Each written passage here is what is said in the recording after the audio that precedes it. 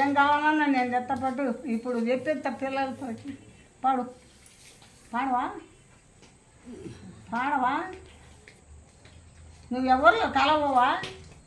ఎవరి కాడ ఉండవా ఏ కాకివా చెప్పు చెప్పేదానికి ఒకదానికన్నా సమాధానం ఏ కాకిలాగా ఉండకూడదు 10 మందిలో మనం ఉండాలా మన చుట్టూ 10 మంది ఉండాలా 10 మంది మనల్ని పలకరియాలా